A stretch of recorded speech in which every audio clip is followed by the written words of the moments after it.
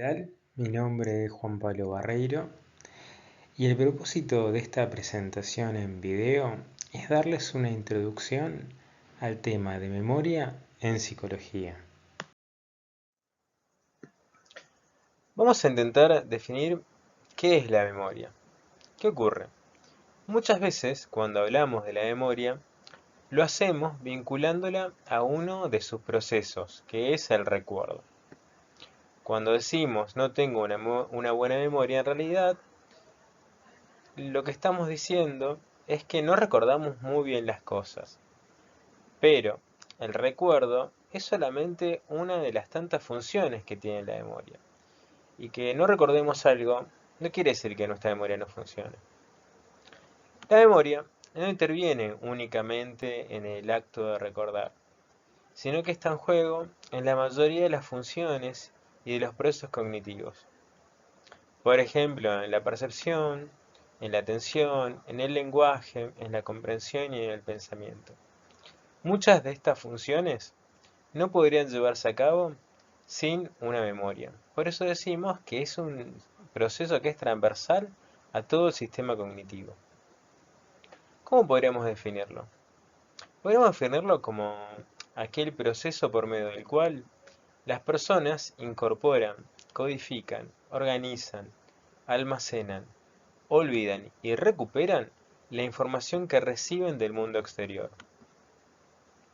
En este sentido, la memoria tampoco es un sistema unitario, sino que está conformado por múltiples sistemas y procesos. Los almacenes de memoria son muchos, y la verdad que varían en función ya sea del tiempo que retienen la información. Por ejemplo, vamos a encontrar los sistemas de memoria de corto plazo, que retienen información de manera inmediata, y a la memoria a largo plazo, que retiene información por mucho tiempo, y que está vinculada a nuestros conocimientos del mundo. También los sistemas varían en función de la cantidad de información que puedan retener los sistemas. Hay sistemas que retienen muy poca información y otros que tienen una gran capacidad, casi incluso desconocida. Y también los sistemas se pueden clasificar en función del tipo de información que retienen. Por ejemplo, los sistemas de nuestra memoria de corto plazo se dividen en visoespaciales y verbales. Esto quiere decir que hay sistemas de memoria de corto plazo que tienen como propósito retener información visual y espacial de los objetos. Y otro sistema, el verbal, que tiene como función retener información acústica verbal basada en el lenguaje. ¿Cuáles son los procesos de memoria? Podemos identificar a tres procesos específicos de memoria. Por un lado, se encuentra la codificación. Es el proceso por medio del cual ingresa la información al sistema cognitivo. Por lo cual es gracias a la codificación que la información es interpretada por el sistema. Otro proceso es el proceso de almacenamiento. Aquí tenemos que entender que en realidad la memoria no es un sistema pasivo de retención de información exclusivamente. Muchas veces, para que el almacenamiento se lleve a cabo, el sujeto debe reorganizar la información y acomodarle esa información de acuerdo a sus conocimientos previos y esquemas. La recuperación opera cuando recordamos, por ejemplo, algún hecho de nuestro pasado o también cuando reconocemos información, por ejemplo, cuando reconocemos a un amigo que no habíamos visto hace mucho tiempo. La recuperación no es siempre consciente y voluntaria. Muchas veces recuperamos información de manera no consciente y también de manera no voluntaria, sin tener la voluntad de hacerlo. Por ejemplo, si yo les digo a ustedes la palabra silla en este momento, ustedes automáticamente activan el concepto y su significado, sin estar mediando ni la voluntad de ustedes ni tampoco la conciencia. Si bien afirmamos que el estudio de los procesos cognitivos se desarrolló con más fuerza a partir del surgimiento de la psicología cognitiva, Es verdad que hubieron tradiciones experimentales previas. Uno de los primeros antecedentes en relación a los estudios empíricos de memoria se remonta a Hermann Ebbinghaus y a la escuela del aprendizaje verbal, hacia finales del siglo XIX.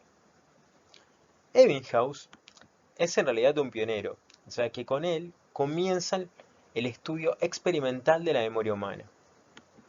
Uno de los temas que lo motivaba era el aprendizaje y el olvido. ¿Por qué ocurría el aprendizaje y por qué ocurría el olvido?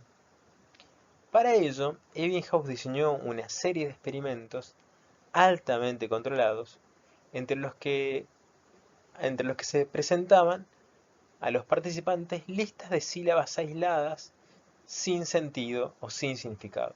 Estas listas estaban conformadas por una consonante, una vocal y otra consonante. Esto es un trigrama de letras que no tenía ningún significado para el sujeto. Lo que los sujetos tenían que hacer era intentar retener esta lista de trigramas de consonantes a partir de la repetición, o sea, debían aprender de memoria esta lista de trigramas de consonantes. Ebbinghaus tenía la intención con esto de estudiar una memoria pura, que no estuviera teñida o influenciada por los conocimientos previos. Ahora bien, esta posición planteada por Ebbinghaus va a recibir algunas críticas. Por otro lado, lo encontramos dentro de esta línea crítica a Frederick Charles Bartlett. A diferencia de Ebbinghaus, que era un filósofo, Bartlett en realidad ya era un psicólogo, y era un psicólogo inglés. Bartlett se va a rebelar contra la tradición propuesta por Ebbinghaus a partir de la publicación de un libro muy conocido que se llama Remembering. En este libro, Bartlett critica a la tradición de la escuela de aprendizaje verbal, justamente por los estímulos que utiliza. Bartlett enfatiza la idea que, al centrarse la escuela de aprendizaje verbal en estudios con material sin sentido, la situación se vuelve muy artificial. En realidad, los hábitos de repetición de material sin significado dentro de un laboratorio tienen muy poca relación con lo que sucede en la vida cotidiana de las personas. Bartlett intenta demostrar que, a pesar de ser más complejo, el material con significado también puede ser estudiado en laboratorio.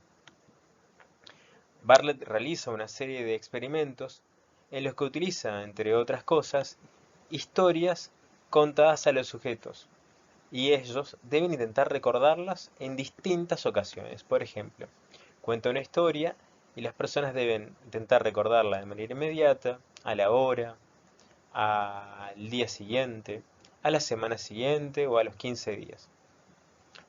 ¿Qué es lo que encuentra? Con el paso del tiempo, Bartlett va a encontrar modificaciones en los relatos de las historias. Las más importantes modificaciones están vinculadas a una reducción progresiva de la longitud de la historia. A medida que pasa el tiempo, el recuerdo de la historia se va reduciendo. Y también va teniendo una tendencia a hacerla más coherente desde el punto de vista de cada sujeto. O sea que la historia se vuelve más coherente desde el punto de vista del sujeto a medida que pasa el tiempo también. Para poder explicar estos resultados, Bartlett va a tomar el concepto de esquema. ¿Cómo le va a definir el concepto de esquema? Como un modelo generado a partir de nuestra experiencia previa. Los esquemas son entonces modelos generados de la experiencia previa de cada una de las personas. Por lo tanto, los esquemas conforman nuestro conocimiento del mundo. Cada vez que nosotros aprendemos algo, basamos nuestro aprendizaje en esquemas que ya poseemos. Y cuando intentamos recordar lo aprendido, si esto entra en conflicto con los esquemas, vamos a modificar esta información para hacerla más coherente desde el punto de vista de nuestros esquemas de conocimiento. Por eso, cuando se producen en el recuerdo choques entre lo que estamos recordando y lo que nosotros sabemos del mundo, vamos a intentar adecuar esa información a nuestros esquemas. Finalmente tenemos a otro autor, que es William James. William James se lo considera un pionero en psicología, porque es uno de los primeros en plantear diferentes tipos de memoria. William James había distinguido dos memorias. Por un lado, él había planteado una memoria primaria que contiene las representaciones de los eventos recientes, que es de duración breve y cuyas representaciones son accesibles a la conciencia sin esfuerzo, como si fuera una especie de memoria de corto plazo. También plantea una memoria secundaria, que contiene a las representaciones que no se encuentran en la conciencia y requieren de un gran esfuerzo para traerlas a ella. Esta memoria podemos vincularla a lo que conocemos hoy como memoria de largo plazo. Pues bien, el primer modelo cognitivo estricto de memoria es el modelo multicomponente, que también lo vamos a llamar o se puede llamar modelo modal. El modelo fue descrito y desarrollado por dos autores que son muy conocidos que se llaman Atkinson y Shiffrin en 1968. Este modelo considera la memoria como un sistema compuesto por distintos almacenes o retenes de información. El modelo que proponen Atkinson y Shiffrin toman como antecedente la propuesta de Sperling acerca de la existencia de una memoria sensorial y la propuesta de Broadbent acerca del filtro atencional. ¿Se acuerdan que este tema ya lo hemos visto antes? En los modelos de Broadbent distinguía una memoria de corto plazo y también una memoria de largo plazo, como la mayoría de los modelos de filtro.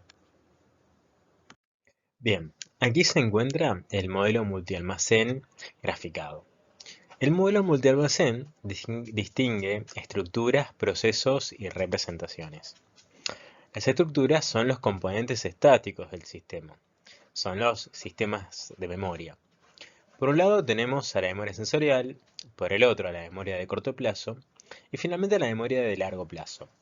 El sistema de selección y categorización, recuerden que es un sistema atencional, no de memoria. Cada estructura posee funciones de capacidad de almacenamiento, de persistencia temporal y tipo de representaciones que manipulan diferentes. Los procesos son la actividad que lleva a cabo cada sistema. Ingreso, de almacenamiento y recuperación. En cada sistema de memoria ingresa información, se almacena y se recupera. Las representaciones son los elementos dinámicos que van trasvasándose de un sistema al otro. Los investigadores muchas veces se han preguntado qué tipo de representaciones son las que manipula el sistema y por lo tanto la investigación está centrada en conocer acerca de cuál es el formato de representación que tienen las representaciones en memoria y por lo tanto saber cuál es el formato del conocimiento en nuestra memoria. En el modelo vemos una memoria sensorial que es el primer retén de la información en el sistema cognitivo. Esta memoria es de muy breve duración, ya que el filtro selector, o sea, ya que la atención, pasa a jugar un rol crucial seleccionando información de la memoria sensorial y trasvasándola a la memoria de corto plazo. Esta memoria, la memoria de corto plazo, es una memoria muy limitada porque no puede contener mucha información y cuando retiene información, lo hace por un muy breve periodo de tiempo. Si ocurre un aprendizaje, va a trasvasarse información de la memoria de corto plazo a la memoria a largo plazo. La memoria a largo plazo es un retén de información mucho más permanente y de hecho es indefinido el tiempo en que puede retener la información esta memoria. En el modelo vemos que la dirección de las flechas indican el curso que puede tomar la información. La dirección de izquierda a derecha indica que el procesamiento es conducido por la información estimular. Y la dirección de las flechas de derecha a izquierda marca el efecto de los esquemas de conocimiento previos que tenemos, que actúan sobre el sistema selección, guiando a la selección de información. Las flechas hacia abajo, en el modelo, indican que hay pérdida de información y por lo tanto que hay olvido. Pero, ¿qué ocurre con la memoria sensorial? El input sensorial, que ingresa al sistema cognitivo, recibe un procesamiento periférico y se registra y retiene justamente en la memoria sensorial. La memoria sensorial registra la información tal cual llegó al órgano sensorial. Por lo tanto, podemos decir que la información es casi una copia fiel del estímulo y por lo tanto tampoco está codificada, no está interpretada por los esquemas del sujeto. En cuanto a su capacidad, diferentes estudios indican que la memoria sensorial tiene una capacidad de almacenamiento ilimitada. Sí, así como lo escucharon, tiene una capacidad de almacenamiento ilimitada. Esto es que puede contener una gran cantidad de información aunque nosotros no atendamos a toda esa información ambiental. Esto es, nuestros registros sensoriales pueden retener muchísima información aunque nosotros no estemos al tanto de eso, porque justamente la atención actúa en un segundo momento. Lo que ocurre con esta información es que permanece por poco tiempo para que comiencen a activarse los sistemas atencionales que lleven a cabo la selección. Por lo tanto, en este sistema de memoria, lo que va a ocurrir es una gran pérdida de información, porque lo que no se seleccionó se pierde. En cuanto al tiempo de duración de la información en la memoria sensorial, sabemos que el tiempo es muy breve, la información permanece en la memoria sensorial por un muy breve periodo de tiempo. Más o menos permanece en la memoria sensorial por tan solo un cuarto de segundo, sí, es así. La información en la memoria sensorial permanece por tan solo 250 milisegundos, que es el tiempo que tiene la atención para llevar a cabo la selección y por lo tanto llevar a cabo el reconocimiento. Este sistema entonces, como lo vemos, es un sistema precategorial. Veamos un poco la memoria de corto plazo.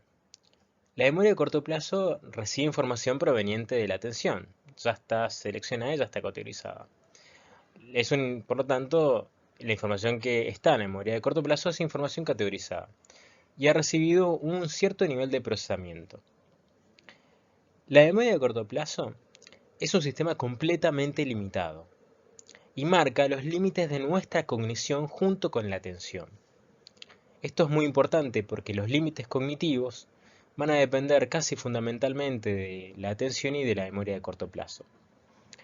La memoria de corto plazo tiene poca información, es un sistema que retiene poca información, más o menos entre 7 más menos 2 unidades de información, sí, así como lo escucharon, 7 más menos 2 unidades de información o chunks. Esto es poder retener más o menos 7 más menos 2 palabras, 7 más menos 2 frases o 7 más menos 2 fonemas. Esto lo podemos ver de manera muy sencilla. Si le damos a una persona una lista de entre 12 y 20 palabras que no están vinculadas entre sí, la persona recordará en promedio más o menos 7 palabras. Puede ser entre 5 y 9. ¿Qué es su capacidad? La memoria a corto plazo no es solamente limitada en cuanto a la capacidad, sino también lo es en cuanto al tiempo de retención de información. Muchas investigaciones indican que el tiempo de retención de la información en este sistema ronda entre los 15 y los 30 segundos. O sea que la información permanece aquí por 15 o 30 segundos y después de esto puede perderse. Pero en realidad la erosión de la huella mnémica comienza a partir de los 2 segundos, según algunas investigaciones. Eso sí, la información puede permanecer por más tiempo si se realiza una repetición de mantenimiento. Esto es bastante sencillo. La información puede permanecer en este sistema si se realiza una repetición de mantenimiento. Esto es, haciendo un repaso mental o repitiendo mentalmente la información que hemos recibido. Este sistema no recibe únicamente información de la memoria sensorial, sino también recibe información de la memoria a largo plazo. Y la función de la memoria de corto plazo no es exclusivamente retentiva, sino también que es un sistema operativo, porque muchas de las funciones cognitivas, como las funciones de comprensión y de pensamiento, se llevan a cabo justamente en los espacios de la memoria de corto plazo. Por eso decimos que marca los límites de nuestra cognición. Finalmente, tenemos a la memoria de largo plazo. De acuerdo con este modelo, la información proveniente de la memoria de corto plazo puede traspasarse a la memoria de largo plazo. Este sistema es un sistema de capacidad y persistencia ilimitado. Puede contener una gran cantidad de información. Y no solo eso, sino que lo hace por muchísimo tiempo. La información que llega a la memoria de largo plazo permanece en estado desactivo y es activada a través de alguna actividad que la involucre, ya sea a través de su recuerdo o también a través de su reconocimiento. De acuerdo con el modelo de Atkinson y Shiffrin, la información que alcanza a la memoria de largo plazo, la información que llega a retenerse en este sistema, permanecerá aquí por siempre. Por lo tanto, no se olvida. Lo que puede perderse, de acuerdo con el modelo, son las conexiones a esa información, pero la información siempre estará ahí. Este sistema entonces es un sistema exclusivamente retentivo. Muy bien, vamos a ver ahora el modelo de memoria de trabajo. El modelo de memoria de trabajo es un modelo alternativo al modelo almacén o modelo multicomponente y tiene como propósito comprender el funcionamiento de la memoria de corto plazo, ahora definida memoria de trabajo.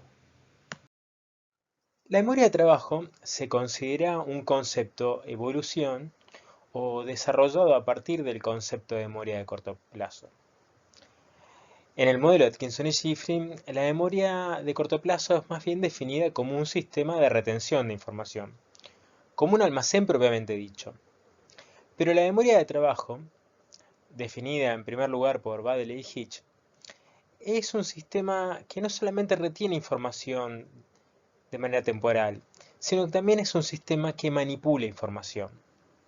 De hecho, si yo a ustedes le pido que ordenen esta secuencia de números de menor a mayor, 5, 2, 6, 1, lo que van a tener que hacer ahí no es solamente retener la secuencia de números, sino también llevar a cabo operaciones cognitivas dentro de su memoria.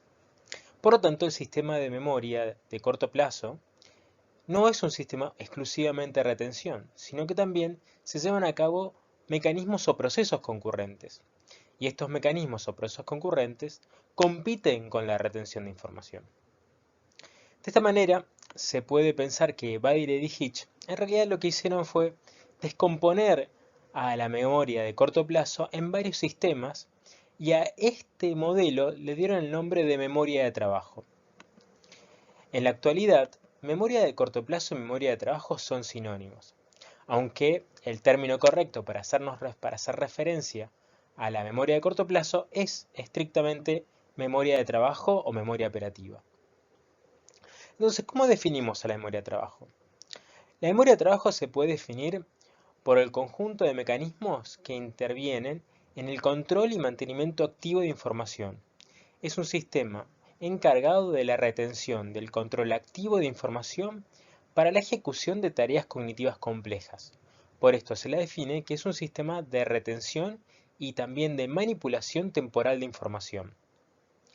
A partir de los años 90, sí, de 1990, hay una hipótesis muy importante en psicología que considera que la memoria de trabajo es un factor muy importante para poder explicar las diferencias individuales en la cognición compleja, puesto que la memoria de trabajo brinda el espacio para que se lleven a cabo los mecanismos de pensamiento, de comprensión y de resolución de problemas. Se considera que los límites de la memoria de trabajo estarían involucrados en los límites de estos procesos. Por eso se considera que una de las mayores diferencias individuales explicadas por la memoria de trabajo puede traer como correlato diferencias individuales en los procesos de razonamiento, comprensión y resolución de problemas. Por lo tanto, se considera un factor cognitivo crucial para entender la cognición compleja y da cuenta de las diferencias individuales en cognición compleja. Existen dos modelos para comprender cómo es la memoria de trabajo. El primer modelo es el modelo multicomponencial de la memoria de trabajo de Baddeley-Hitch. Este modelo es uno de los más populares y que más importancia se le ha dado en psicología y en neuropsicología. El modelo de Baddeley-Hitch es un modelo que comprende que la memoria de trabajo está conformada por múltiples sistemas y procesos, y todos tienen por función, en su conjunto, ¿sí?, el almacenamiento y la manipulación de la información. Por otro lado, el modelo de capacidad de Just Carpenter sostiene que la memoria de trabajo es un recurso, es una energía.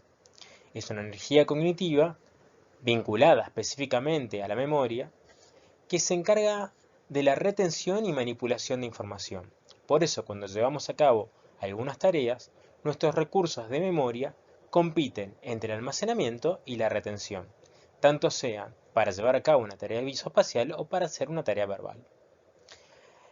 El modelo de capacidad de Just Carpenter es un modelo interesante para comprender cómo es la memoria de trabajo, pero ha sido utilizado para explicar la relación que tiene la memoria de trabajo con relación al lenguaje. Nosotros nos vamos a centrar fuertemente en el modelo de Baddeley-Hitch para explicarlo. Así que el modelo de Just Carpenter lo veremos más adelante.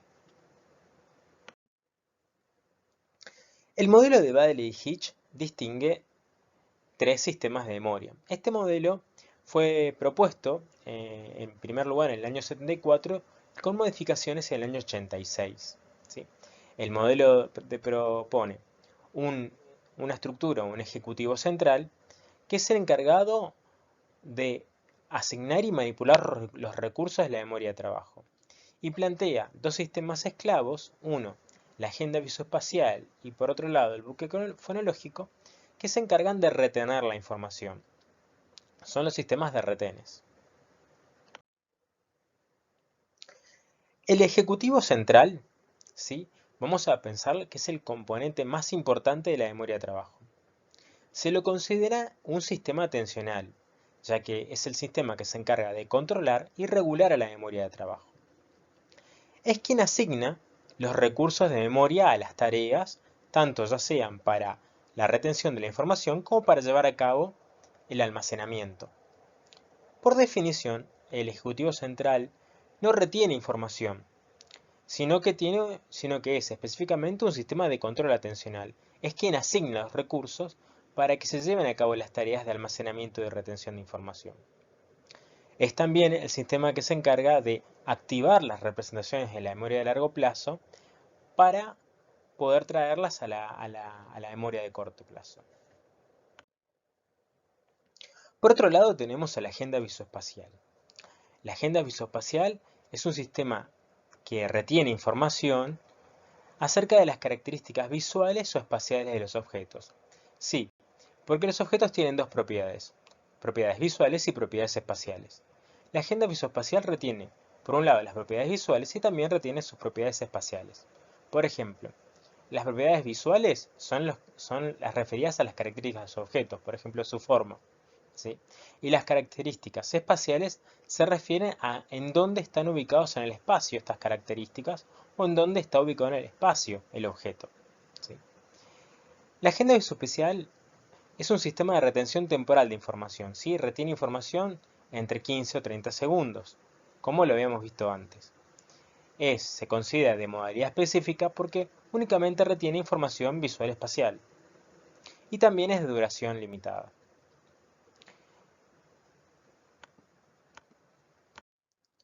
Por otro lado, tenemos al bucle fonológico. El bucle fonológico también es un sistema de retención temporaria de información y de modalidad específica. ¿Por qué? Porque el bucle fonológico solo almacena información basada en el lenguaje, esto es, información en formato acústico verbal.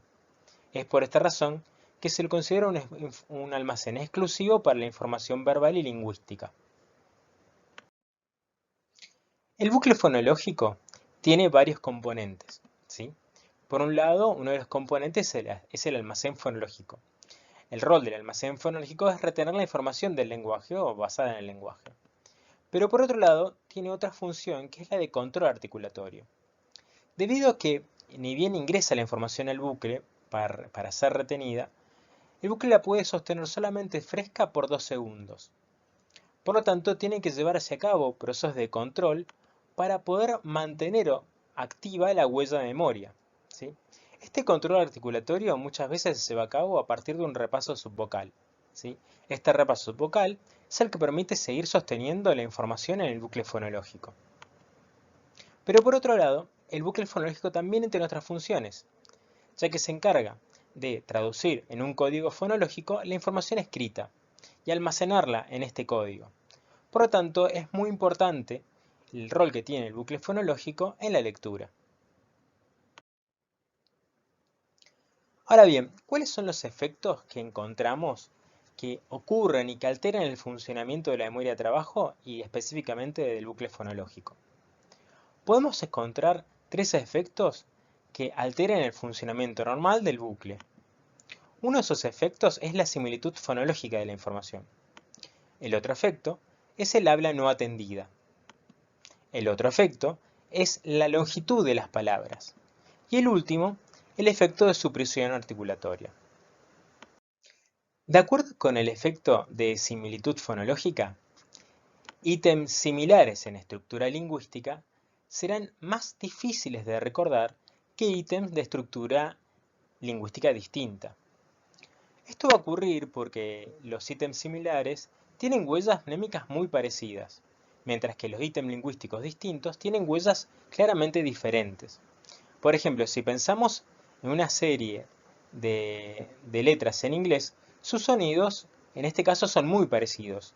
P, G, T, B, C and D son letras cuyos fonemas son muy similares entre sí en estructura. En cambio, la secuencia R, H, K, X, Y and W son muy distintas. Lo que va a ocurrir en términos de predicciones es que la secuencia más distinta va a tener más facilidad de ser recordada o reconocida que la secuencia de letras que son más parecidas en estructura fonológica. Otro efecto que encontramos es el del habla no atendida. Esto es bastante similar y es muy importante a la hora de leer y estudiar. La presencia de sonidos ambientales lingüísticos no atendidos puede perjudicar al control articulatorio, por lo tanto a la retención de información verbal. Evidencias de Salamé y Baddeley en el año 89 han encontrado un efecto interesante. Han visto que el recuerdo de dígitos en 4 condiciones no es el mismo. Ellos hicieron lo siguiente, realizaron un experimento en que junto con la retención de información verbal, los participantes podían escuchar una música clásica en un idioma diferente, una música pop en el mismo idioma, una música instrumental, sin lenguaje, y ausencia de sonido ambiental. O sea que las personas tenían que retener información verbal mientras escuchaban música clásica en idioma diferente, una música pop en el mismo idioma, música instrumental y ausencia de sonido ambiental. Los resultados muestran, como ustedes ven en la tabla, que hay un mejor desempeño en aquellas situaciones en donde el ambiente no muestra interferencia de sonidos lingüísticos, ¿sí? Tanto en una música instrumental como en ausencia de sonido, el rendimiento en el recuerdo es más alto que cuando se presenta información basada en el lenguaje como interferencia en la tarea de recuerdo. A esto lo denominamos el efecto de habla no atendida, porque estaría indicando que hay aspectos lingüísticos que pueden estar afectando, a pesar de no ser atendidos, con la retención de información. Otro efecto que podemos encontrar es el efecto de la longitud de las palabras. Esto lo podemos ver en el recuerdo de listas de palabras. Imagínense que les voy a dar a cada uno de ustedes una lista de palabras distinta. A algunos le daré una lista de 15 palabras monosilábicas, como más, te, y a otros le voy a dar una lista de 15 palábricas bisilábicas, como café o leche. A otros le daré una lista de 15 palabras trisilábicas, como zapato y mesada. Y a otros les daré una lista de 15 palabras multisilábicas, ¿sí? Como por ejemplo podría ser naufragante y simulación. ¿Qué es lo que ocurre? La lista de palabras monosilábicas se recuerda mucho mejor que una lista de palabras multisilábicas. Esto es porque hay un peso mayor de las palabras más largas en el retén lingüístico del bucle fonológico. Y finalmente el último efecto es el de supresión articulatoria. De acuerdo con este efecto, si nosotros decimos mientras realizamos la tarea de retención en voz alta una sílaba sin sentido como bla, bla, bla, nuestro desempeño va a reducir, tanto sea en el recuerdo como en el momento de llevar a cabo el control articulatorio. Vamos a seguir ahora con los sistemas de memoria a largo plazo. Anteriormente, habíamos trabajado sobre un sistema de memoria que es de corto plazo, que es la memoria de trabajo. La forma clásica para estudiar la división de los sistemas de memoria es mediante la comprobación de disociaciones y específicamente de doble disociaciones. En neuropsicología, por ejemplo, se denomina que hay una disociación simple cuando encontramos un paciente o un sujeto que presenta una actuación deficiente en una prueba, por ejemplo, el reconocimiento de nombres, pero ejecuta bien otra prueba que es el reconocimiento de rostros. Esto implicaría un paciente que tiene una alteración en el reconocimiento de los nombres, pero no así en rostros.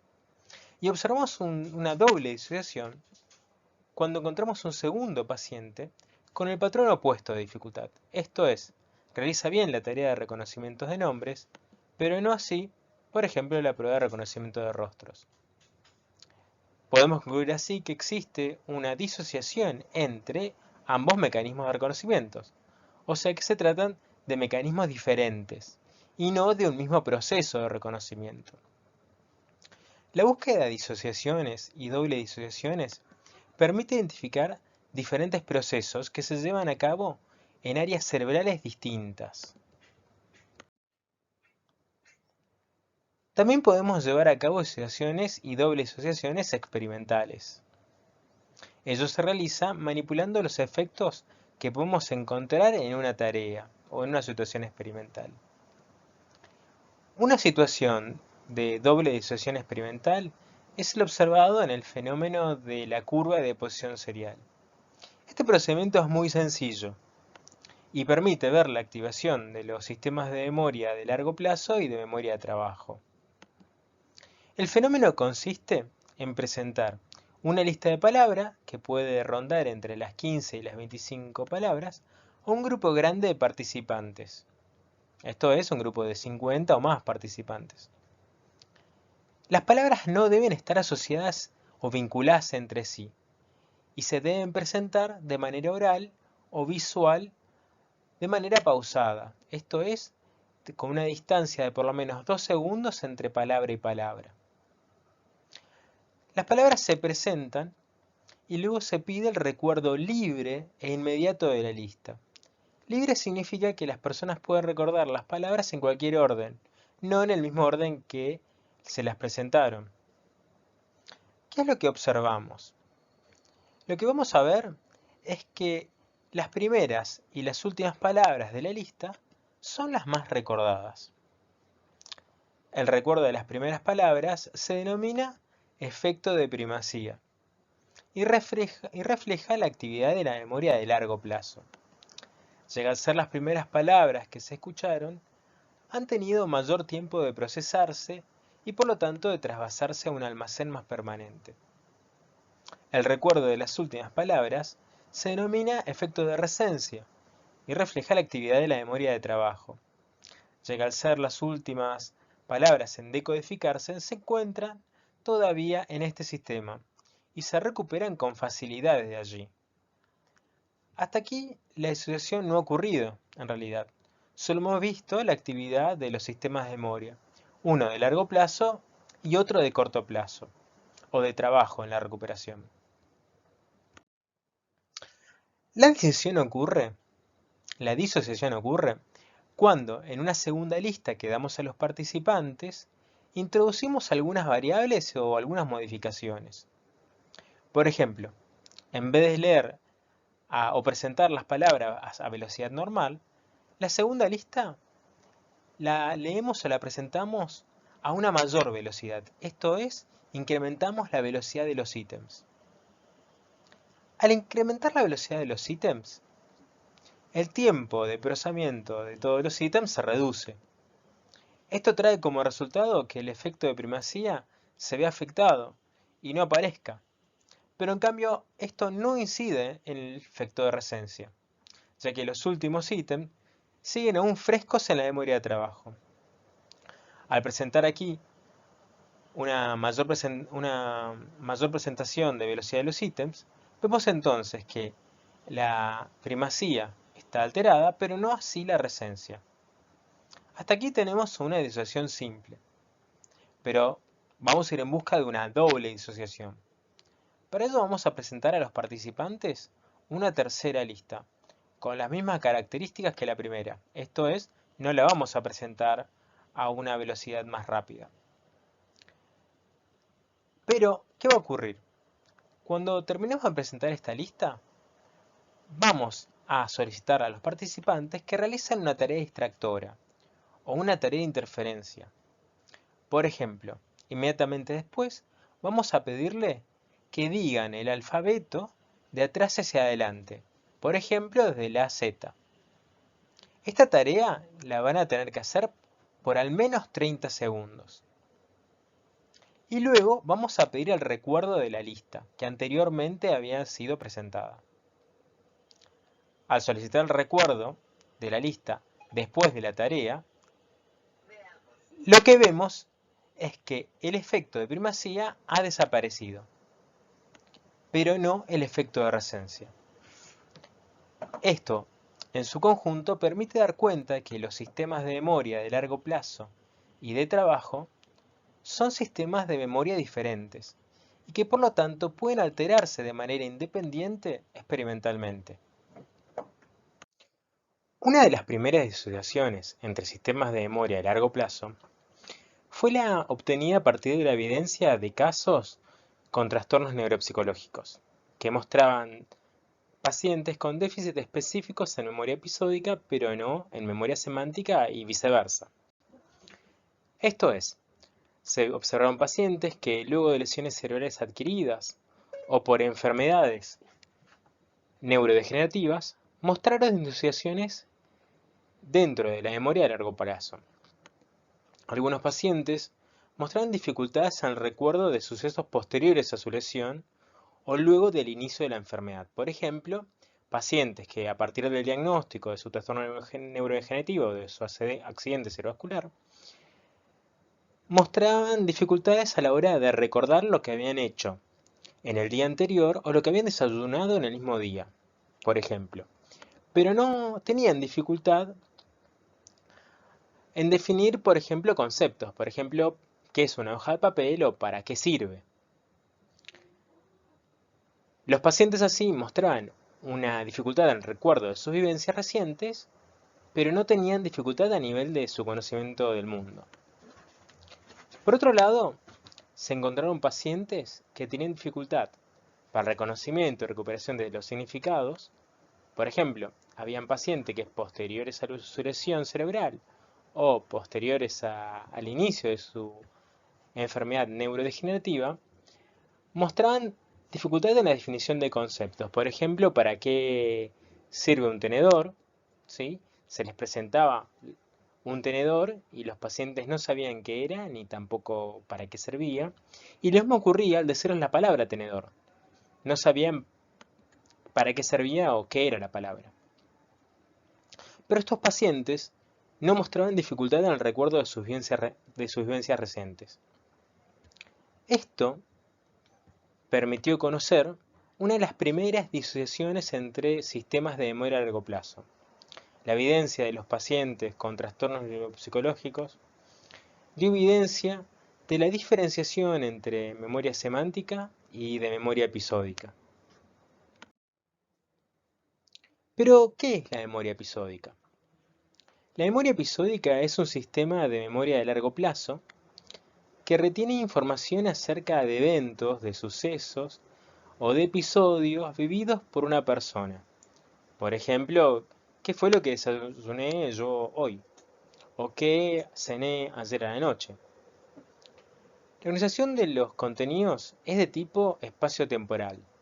Los eventos y sucesos están organizados en términos de los momentos y los lugares en que se presentaron, esto es, en una línea recta en el tiempo.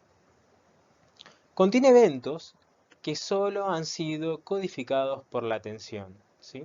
O sea, que son eventos conscientemente vividos. Normalmente es más común que haya pérdida de esta información, ya que estamos expuestos a un bombardeo continuo de información de tipo episódica. Esto genera muchísima interferencia para nuestro sistema cognitivo, lo que hace que perdamos dicha información o la transformemos. Y en muchos casos también ocurren falsas memorias. ¿Y qué es la memoria semántica? La memoria semántica es también una memoria a largo plazo, pero que en este caso almacena significados conceptuales y su relación, ¿sí? Por ejemplo, ¿qué es un teléfono y qué relación existe entre un teléfono y un celular? La organización de los contenidos en la memoria semántica sigue una pauta conceptual. Por ejemplo, el concepto café estaría vinculado con bebida caliente, con desayuno y con el país de Colombia, por ejemplo. La memoria semántica puede manejar contenido que no haya sido codificado explícitamente, porque está implícito. Por ejemplo, nadie nos dijo que un ratón no tiene plumas. La memoria semántica es un sistema menos proclive al olvido, ya que sus contenidos no tienden a olvidarse con la frecuencia que ocurre los contenidos episódicos. En este sentido, la memoria semántica es una memoria mucho más permanente, y cuando hay un olvido, generalmente ese olvido ocurre luego de muchos años de aprendizaje. Bueno, vamos a seguir adelante con el estudio del resto de los sistemas de memoria. Para eso vamos a comentar primero un caso de un paciente muy conocido en neuropsicología que se conoce con el nombre del caso HM. HM son las iniciales de Henry Molaison. Él es un caso muy famoso en la historia reciente de la neuropsicología. A los 7 años, HM sufrió un traumatismo de cráneo que le provocó una pérdida de conciencia de 5 minutos de duración y le dejó como secuela crisis epilépticas a repetición. A los 16 años tenía 10 crisis de tipo petit mal por día y una crisis de tipo grand mal por semana. Sus médicos y familia consideraron que la operación era la única forma de aliviar la enfermedad. A los 26 años se le realizó una cirugía experimental. Le extirparon bilateralmente estructuras mediales de ambos lóbulos temporales, esto es, 2/3 del hipocampo, el giro para hipocampo y la amígdala, como pueden ver en la imagen. Como resultado de la cirugía, la epilepsia mejoró significativamente. Las crisis de gran mal epilépticas se presentaron solo una vez por año y las petit mal eran muy ocasionales. Pero la extirpación bilateral de la corteza temporal medial produjo un déficit de memoria severo e irreversible. La memoria de HM dejó de almacenar nuevos recuerdos, aunque sí recordaba gran parte de su pasado anterior a los 26 años. Podía realizar múltiples tareas complejas, por ejemplo, leer el diario y comentar con otros las noticias. Pero en cuanto enfocaba su atención en otra cosa, había olvidado lo que había leído y con quién lo había comentado. HM presentó una amnesia anterógrada severa, esto es, tenía dificultad o incapacidad para almacenar nueva información a partir del momento de la lesión. Se trata de una pérdida a medida, ya que la información se pierde a medida que ingresa. Esta incapacidad de almacenar nueva información solo se aplica a eventos vividos conscientemente. Durante la internación posterior a la cirugía, H.M. podía fácilmente inferir que estaba en un hospital, pero no cómo había llegado hasta ahí. Recordaba su nombre, fecha, el lugar de nacimiento, su dirección, oficio, a qué escuela había concurrido, cómo se llamaban sus padres y otros familiares, y muchos otros datos autobiográficos, ocurridos, claro, 2 años antes de la cirugía hacia atrás. En cambio, H.M. no podía reconstruir qué había hecho el día anterior, qué había comido o quién le había visitado unas horas antes. Sabía la fecha de su cumpleaños, pero no cuál era su edad actual. No pudo aprender su nueva dirección, de hecho se mudó poco después de la cirugía, ni aprender el camino que lo llevaba a su nueva casa. No podía reconocer objetos nuevos, aunque los utilizara frecuentemente. No podía recordar dónde los colocaba, ni siquiera la ubicación de los muebles en su nueva casa. No pudo aprender el nombre de sus médicos y psicólogos, ni reconocer sus rostros, ni recordar que lo habían evaluado una y otra vez.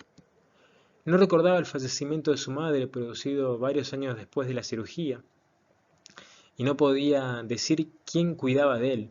Y cuando finalmente quedó internado en un geriátrico, releía muchas veces revistas viejas sin que su contenido le resultaba familiar. Para dar la hora y decir cuál era la estación del año, miraba por la ventana, tratando de orientarse por la luz y el clima.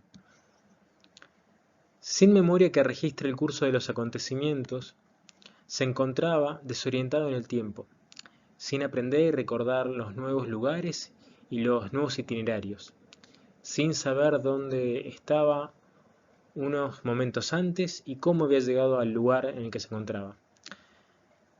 También estaba desorientado en el espacio. Parecía una persona que tomaba conciencia de su entorno sin comprender plenamente la situación. Llegó a comentarle a su neuropsicóloga: es como despertar de un sueño, es como si todo acabara de ocurrir.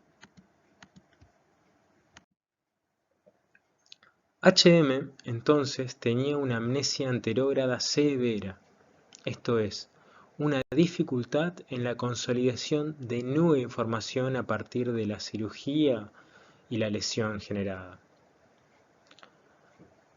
Una dificultad en la consolidación de información episódica o declarada, en términos más definitivos.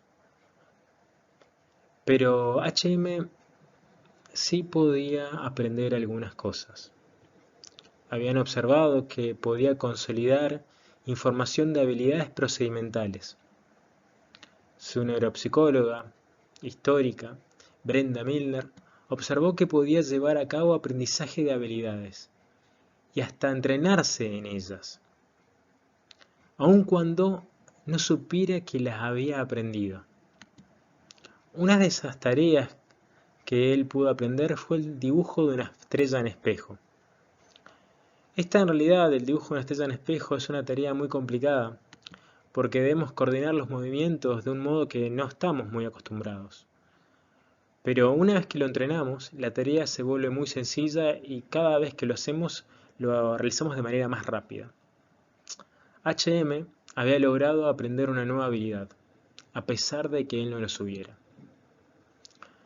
Esto permitió plantear a la neuropsicología la propuesta de otro sistema de memoria de largo plazo, la memoria procedimental.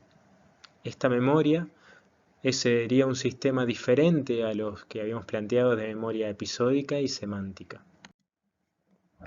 ¿Pero qué es la memoria procedimental? La memoria procedimental es un sistema de memoria a largo plazo que tiene capacidad ilimitada. Almacena aprendizajes no asociativos, hábitos motores complejos y habilidades cognitivas. Por ejemplo, leer en voz alta. La información de estas habilidades se activa de modo automático, ante la demanda directa de la tarea. Consiste en una serie de repertorios que son motores, como por ejemplo el escribir, o también de estrategias cognitivas, como por ejemplo el hacer un cálculo mental, que llevamos a cabo de modo implícito, esto es sin conciencia. La información que se almacena, se adquiere y se activa sin participación de actividades cognitivas complejas como la evaluación, la inferencia o la toma de decisiones. Esto es, se llevan a cabo de manera implícita y sin conciencia la mayoría de las veces.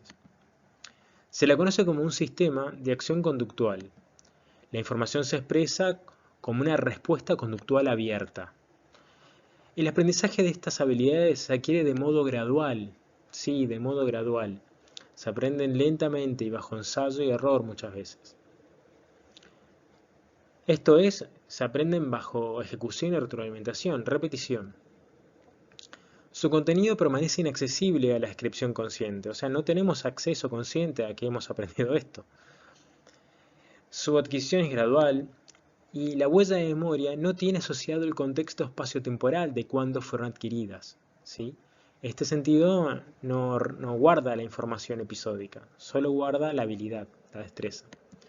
Su recuperación, por lo tanto, también es implícita, es no consciente, a diferencia de la memoria episódica, que su recuperación es consciente. Vamos a ver a continuación otras disociaciones de sistemas de memoria. Con esto vamos a seguir con disociaciones. Para ello vamos a presentar una investigación llevada a cabo por Warrington y Weisskopf en 1970. Ellos evaluaron la retención de una lista de 8 palabras que leían a los participantes 3 veces. Este grupo de participantes estaba conformado por pacientes con demencia tipo Korsakoff, que es un cuadro neurodegenerativo que presenta como síntoma, en algunos casos, una amnesia tipo anterógrada, similar a la que tenía el paciente HM, pero no tan grave. Y también se van a cabo la tarea a un grupo de sujetos controles. La investigación contenía 2 fases. Una fase es la de aprendizaje, esto es la lectura o la presentación de la lista de palabras por lo menos 3 veces. Y también había una fase de evaluación. En la fase de evaluación se solicitaba el recuerdo a partir de 4 pruebas.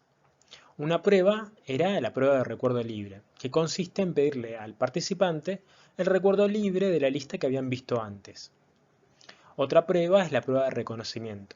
En esta se presentan palabras de la lista junto a otras palabras mezcladas, y los participantes deben identificar cuál palabra de las que se les presenta estaba o no en la lista. Otra prueba que se les presentaba era una prueba de identificación de palabras degradadas. Y la última, una prueba de completamiento de palabras. Como se puede ver en la imagen, para la prueba de identificación de palabras degradadas, lo que se hace es degradar las características de una palabra. Lo que ocurre es que si hubiera aparecido en la lista la palabra elefante, identificaríamos elefante de manera más rápida y precisa que si no lo hubiéramos visto en la lista.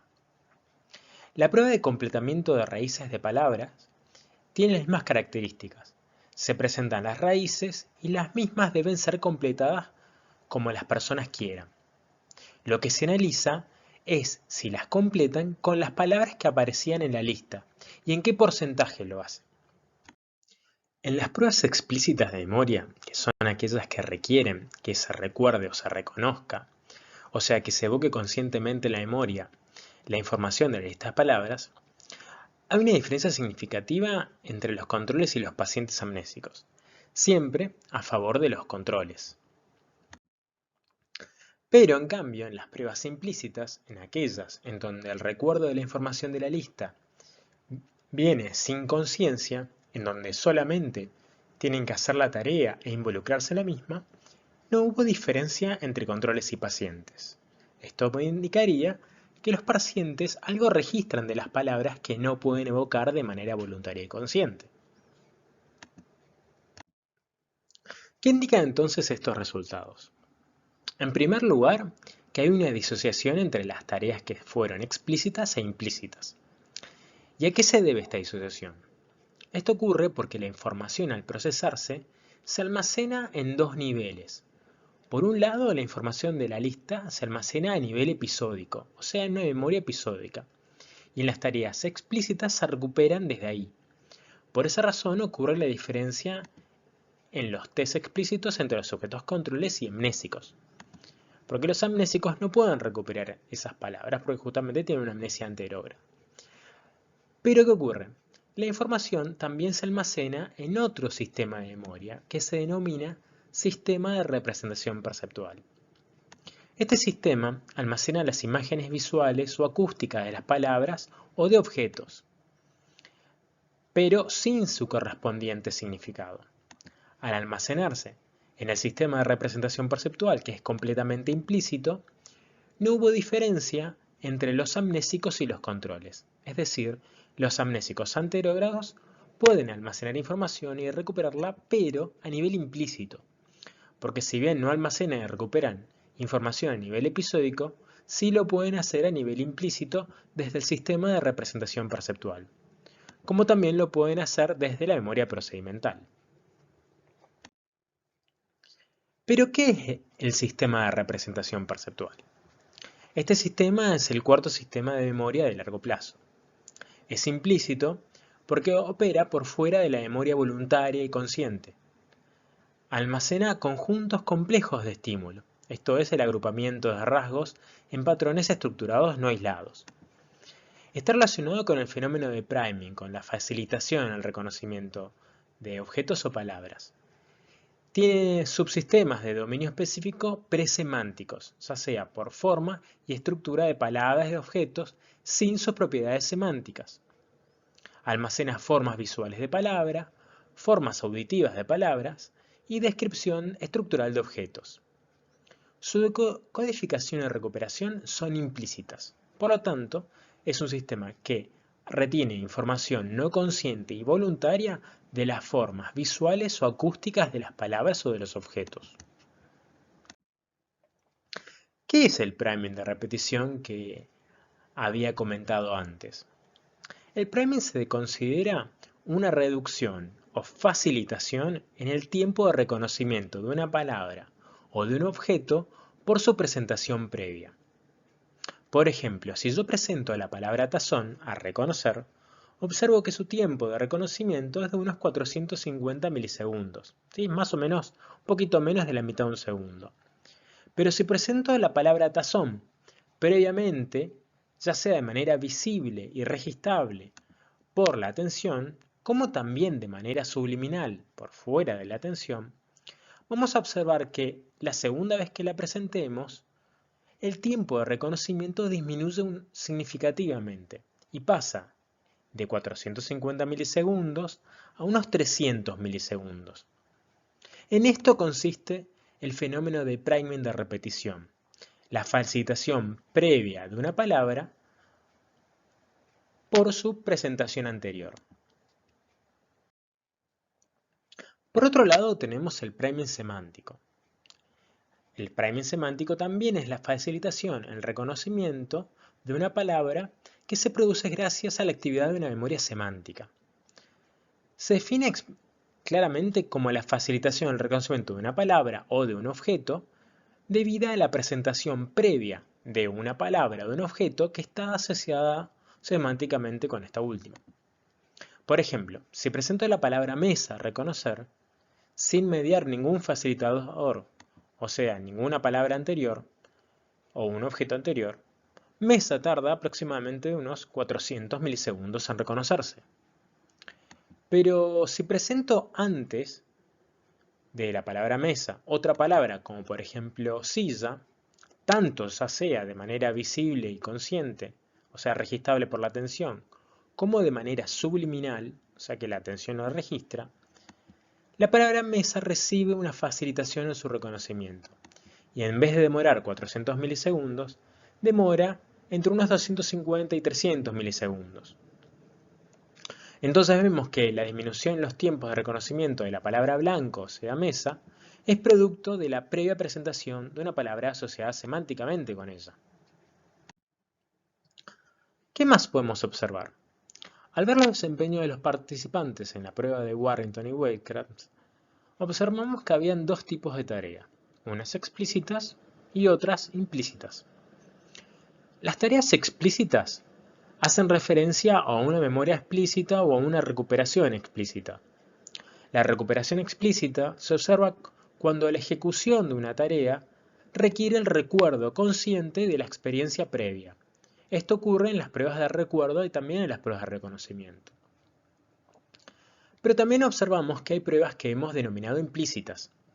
Estas pruebas están vinculadas a una memoria implícita o a una recuperación implícita. La recuperación implícita es un mecanismo que se observa cuando una tarea se ve facilitada en ausencia del recuerdo consciente. Por ejemplo, en las pruebas de priming, tanto semántico como de repetición, como también en tareas que involucren la recuperación de información procedimental o de memoria procedimental. En estas pruebas hay recuperación de información, pero sin el acceso consciente y voluntario de la misma.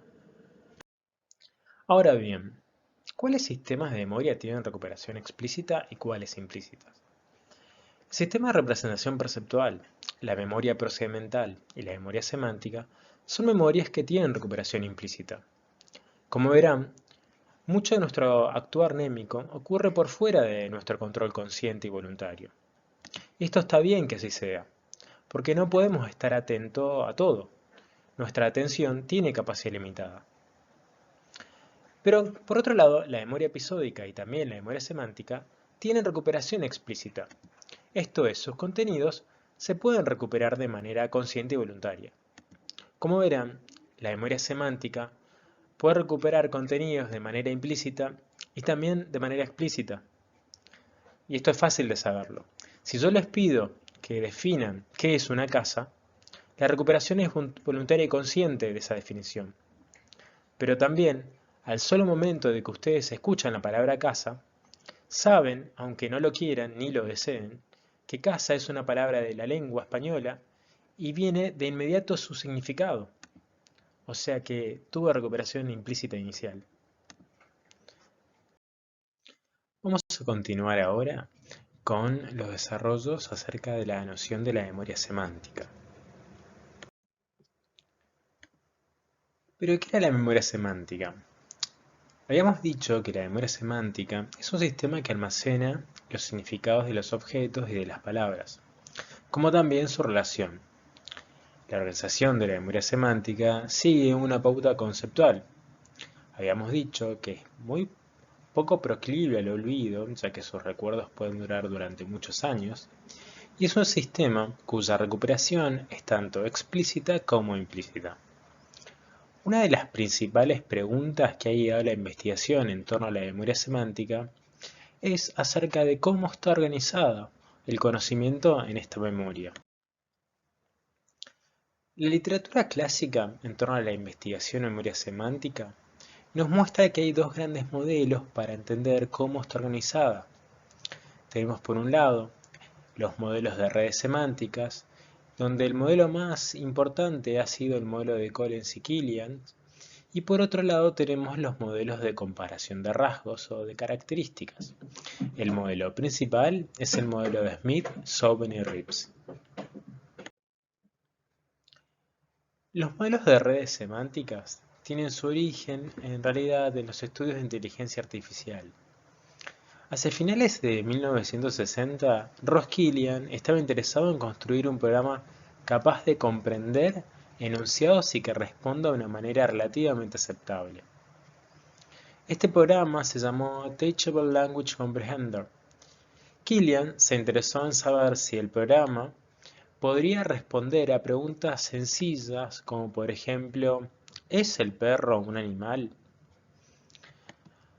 Lo que observó para que comprenda el lenguaje es que el sistema debía comprender aspectos tanto sintácticos como también aspectos semánticos.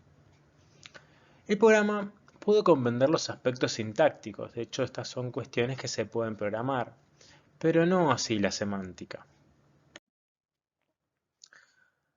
Ante la simple pregunta de verificación que se le hacía al programa, ¿el perro es un animal?, Él observó que el problema radicaba en que debía introducir en el programa la idea de qué es un concepto.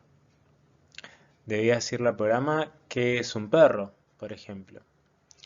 Él observó que lo importante no es conocer la definición verbal del concepto, sino reconocer a qué tipo de entidades hace referencia ese concepto y cuáles son sus características. Kilian concluye que la comprensión del lenguaje depende del conocimiento del mundo. Por ejemplo, si yo digo la frase, agarré una gaviota en la playa con una ala rota, esto requiere saber que las gaviotas son las que tienen alas. No tienen alas ni las playas, ni mucho menos yo quien hablo. Pero entonces, ¿cómo introducimos ese conocimiento en un programa? ¿Cómo introducimos la idea de un concepto? La manera que pensó Kilian es disponiendo de conceptos y las relaciones entre estos. O sea, dándole dándole al programa la información acerca de un concepto en función de la vinculación con otros conceptos. ¿Pero qué son los conceptos? De acuerdo con Kilian, los conceptos son abstracciones mentales que representan a clases de objetos. Esto es, conjuntos de objetos que tienen ciertas características comunes. Así, nuestro concepto de perro nos debe permitir poder reconocer a toda la clase de perros que vemos y que existen, aun sean animados o no animados, aun sean reales o inventados. Los conceptos entonces son entidades mentales, son entidades representacionales que subyacen a las palabras. Para Kilian, el significado de un concepto viene dado por el conjunto de relaciones que éste tiene con otros conceptos. Así nace el concepto de red semántica. La red es un conjunto de nodos que representan a conceptos y sus características, y tiene una serie de conexiones entre ellos. Así, por ejemplo, viendo el modelo, el concepto de pez se asocia al concepto de animal y al concepto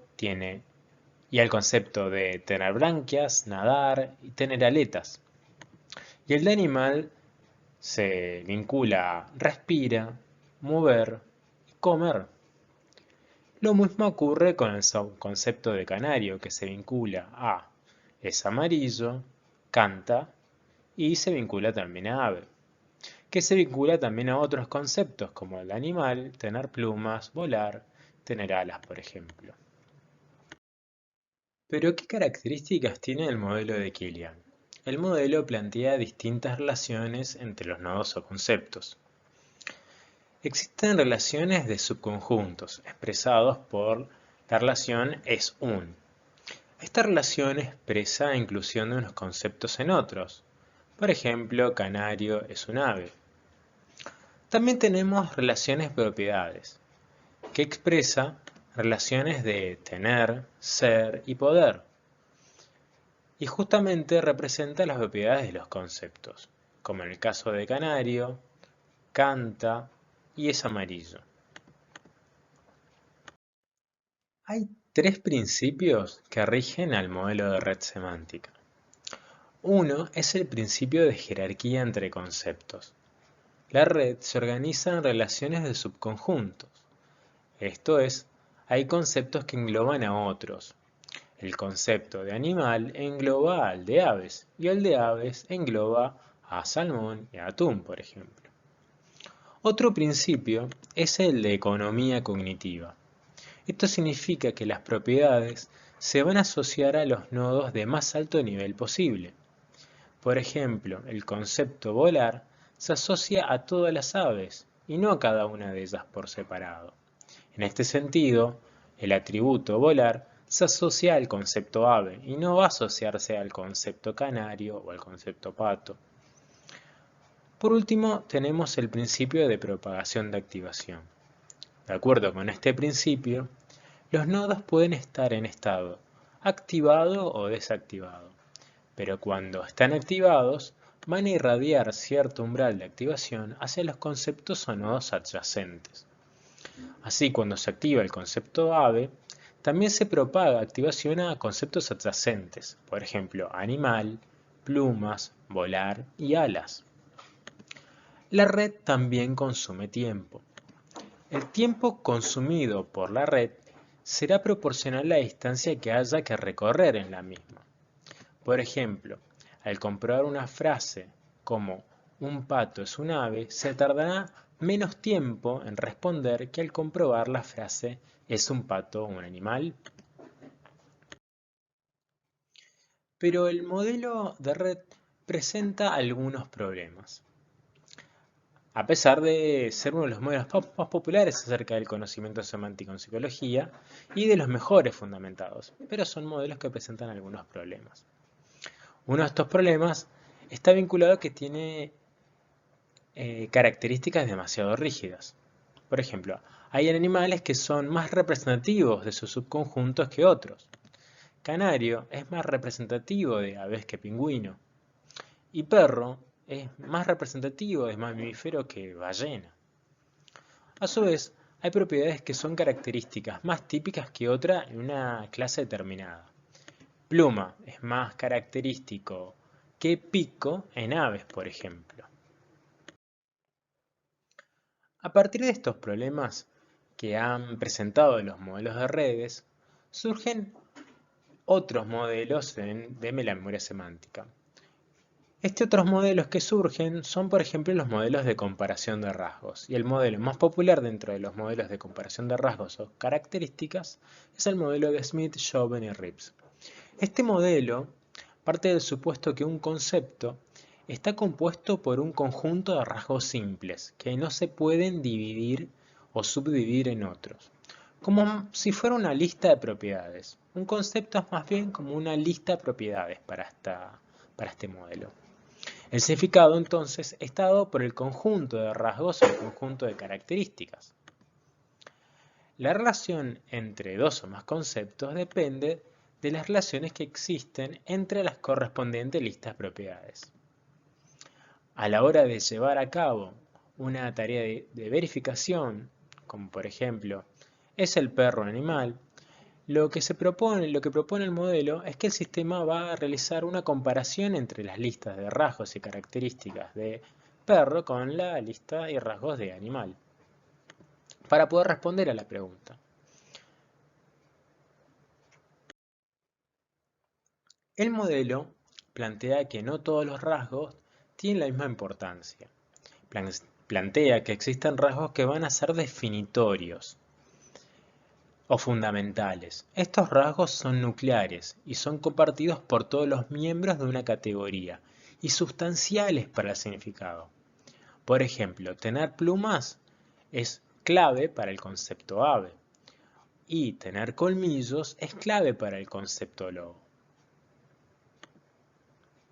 Lo mismo, por ejemplo, el concepto cortar es fundamental para el cuchillo.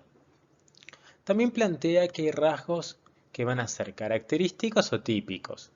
Estos rasgos son aquellos que no son imprescindibles para la definición de un concepto, aunque suelen darse en la mayoría de los representantes. Por ejemplo, poder volar es característico de las aves, aunque algunas no vuelen, por ejemplo los pingüinos, las gallinas y los avestruces. La diferencia entre estos atributos da cuenta de una propiedad de nuestro sistema conceptual. No todos los miembros de una categoría son igualmente buenos representantes. Por ejemplo, perro es mejor representante de mamífero que ballena porque perro comparte más características que ballena. ¿Cuáles entonces son los mejores representantes de una categoría? Los mejores representantes son aquellos ejemplares que, además de tener los rasgos definitorios, presentan la mayor parte de los atributos característicos o típicos. Siendo el mismo ejemplo, mono es mejor representante de mamífero que el murciélago, por ejemplo. El modelo lo que hace es comparar rasgos, compara las listas para realizar una respuesta. El modelo de comparación de rasgos deja de lado el principio de economía cognitiva y se piensa a la semántica, el conocimiento semántico más bien como un fichero, no como una red. ¿Sí? Se piensa en la memoria semántica como si fuera un fichero en una biblioteca. Para llevar a cabo entonces la decisión de ¿es el canario un ave? El modelo afirma que se debe llevar a cabo un proceso de comparación.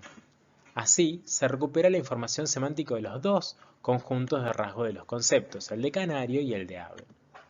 Se realiza en primer lugar una comparación global. Esto es, se estima la similitud de ambas listas, comparando los rasgos fundamentales o definitorios, pero también los rasgos característicos o típicos. El resultado va a depender de la comparación de ambos conjuntos de rasgos, tanto los definitorios como los característicos, para dar la conclusión.